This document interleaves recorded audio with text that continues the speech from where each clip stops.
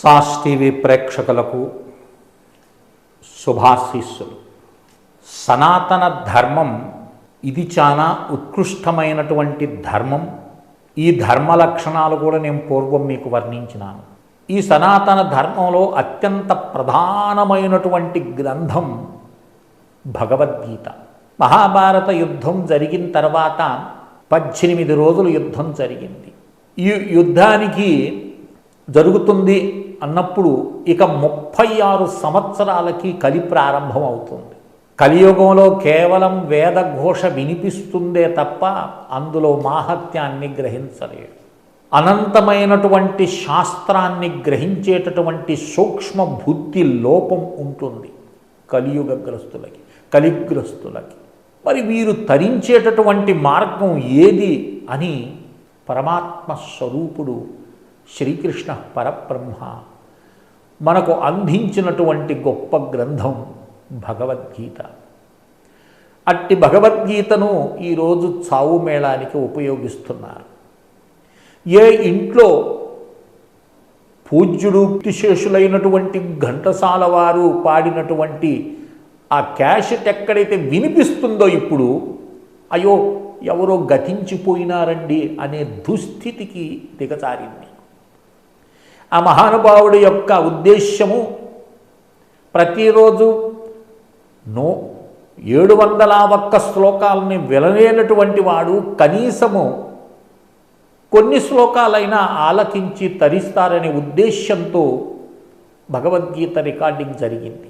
కొన్ని రోజుల వరకు అది దేవస్థానంలో కూడా వేస్తూ ఉండేది. ఇప్పటికీ తిరుమలలో వేస్తారనుకోండి.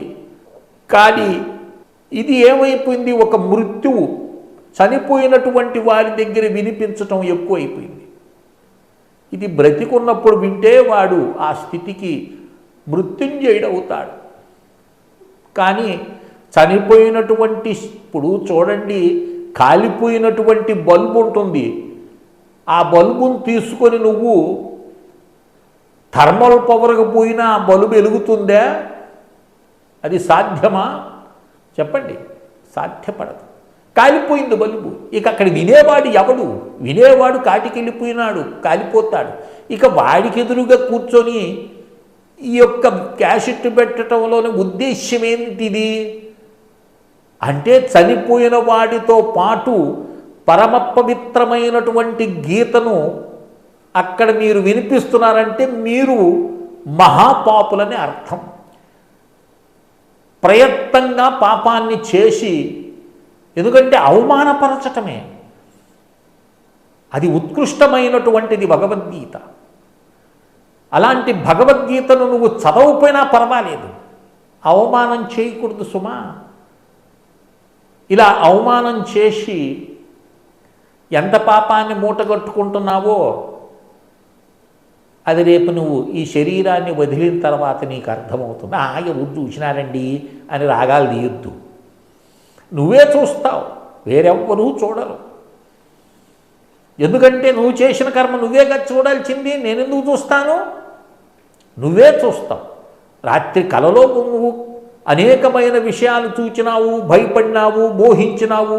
అవన్నీ నాకు నిద్ర లేచిన తర్వాత వినిపిస్తావే తప్ప చూపించమంటే చూపించగలవా? అది సాధ్యమా? కానీ కలగంతున్నంత వరకు ఇది కలే అనేటటువంటి స్పృహ నీకు ఏమైనా ఉన్నదా అంటే లేదు. ఆ ప్రకారంగానే మరణాంతరం ఈ దేహం వదిలితే నీ దుస్థితి అలాగే ఉంటుంది సుమా. కనుక భగవద్గీతలో ఉండేటటువంటి కరన్యాస అంగన్యాస సహితంగా భగవద్గీతను పారాయణం చేయటం, అదేవిధంగా వరాహపురాణంతర్గతమైనటువంటి గీతా మాహత్యాన్ని 24 శ్లోకాలు పఠిస్తే గీతాపారాయణం పూర్తి అవుతుంది. సంపూర్ణమైన పారాయణం. 1 అధ్యాయం చదువు, 2 అధ్యాయాలు చదువు, అది నీ ఇష్టం. అందుకని ఇక్కడ ఏం చెప్తారు? గీతా శ్రవణాశక్తో మహాపాప యతోపి వా వైకుంఠం సమాప్నోతి విష్ణునా సహమోధతే అని మనకు గీతాచార్యులు వారు చెప్తారు వరాహపురాణ మాహత్యంలో. ఎవడు గీతను పారాయణం చేస్తాడో వాడు తప్పకుండా విష్ణు సాయుధ్యాన్ని పొందుతారన్నారు. మరి ఇంతటి విషయాన్ని చెప్పేటటువంటిది ఇప్పుడు ఈ సందర్భంలో ఎందుకు చెప్తున్నానంటే, పూర్తి పారాయణం చేయలేనటువంటి వారు ఈ కేవలము ఈ 18 నామాలైనా నిరంతరం పారాయణం చేసినారు. ఇవి ఒక పుస్తకంలో రాసుకోండి, ఒక కాగితంలో రాసుకోండి, జోబీలో పెట్టుకోండి. ప్రయాణం చేసేటప్పుడు మరి ఇంకెక్కడికైనా పోయేటప్పుడు ఏం చేస్తామో నానా విషయాలు ఆలోచిస్తుంటామే తప్ప భగవత్ సంబంధమైన విషయాన్ని మనం ఆలోచించం. అలా పారాయణం చేసినట్లయితే ఇది చాలా ఉత్కృష్టమైనటువంటిది అని చెప్తారు. ఇది స్వయంగా కృష్ణ పరమాత్మ చెప్పినటువంటిది అర్జునుడికి. ఏమని చెప్తున్నాడు? గీతానామాని వక్ష్యామి గుహ్యాని శృణు పాండవ, కీర్తన సర్వ పాపాన్ విలయం యాంతి తక్షణాత్ అనేటటువంటి గొప్ప మాటని చెప్తున్నాడండి. ఈ చెప్పబోయేటటువంటి గీతా నామాలు ఏదైతే ఉన్నాయో అవి నువ్వు ఒక్కసారి పారాయణం చేసినట్లయితే నువ్వు చేసినటువంటి సమస్తమైన పాపాలు తక్షణమే నశిస్తాయన్నాడు. ఇక సమయం కూడా లేదు, వెంటనే నువ్వు చదివిన వెంటనే నీ పాపాలు ఉంటాయి. ఇప్పుడు నేను చదువుతున్నాను, వెంటనే తొలగిపోతాయి. నువ్వు వింటున్నావు, వెంటనే తొలగిపోతాయి. కనుక ఈ విషయాన్ని దృష్టిలో పెట్టుకొని ఈ యొక్క నామాల్ని నేను చెప్తాను, ఒక్కసారి వ్రాసుకొని అధ్యయనం చేసే ప్రయత్నం చేయండి. ఏమంటున్నాడు? గంగా గీతాచం గాయత్రీ సత్యా సరస్వతీ బ్రహ్మవల్లీ బ్రహ్మ విద్యా త్రిసంధ్యా ముక్తిగేహిని అర్ధమాత్రం చిదానంద భవగ్నిభ్రాంతినాశిని వేదత్రయీ పరా అనంతం తత్వార్థం జ్ఞానమంజరీ ఇత్యేతాని జపే నిత్యం నరో నిశ్చలమానసః జ్ఞానసిద్ధిం లభే నిత్యం తదాంతే పరమం పదం.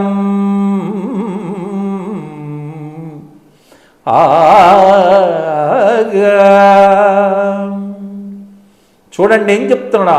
ఇత్యేతాని జపే నిత్యం. ఎవడు నిత్యము ఈ చెప్పినటువంటి 18 నామాలను జపం చేస్తున్నాడో నరో నిశ్చల మానసః, నిశ్చలమైనటువంటి మనస్సుతో జపిస్తాడు. జ్ఞానసిద్ధిం లభే నిత్యం, జ్ఞానం సిద్ధిస్తుంది. జ్ఞానం వల్ల ఏం లభిస్తుంది? కైవల్యం లభిస్తుంది. జ్ఞానాదేవత కైవల్యం అని అన్నాడు. కనుక శ్రద్ధాభక్తులతో భగవద్గీత పూర్తిగా అధ్యయనం చేయనటువంటి వారు కనీసం రోజుకి ఈ చెప్పినటువంటి గీతానామాన్ని చదివి తరిస్తారని ఆశిస్తూ శ్రీ విద్యోపాసకులు శ్రీమండే లక్ష్మీ నరసింహారావు లోకా సమస్తా సుఖినో భవంతు. ఓం తత్సత్, ఓం తత్సత్, ఓం తత్సత్.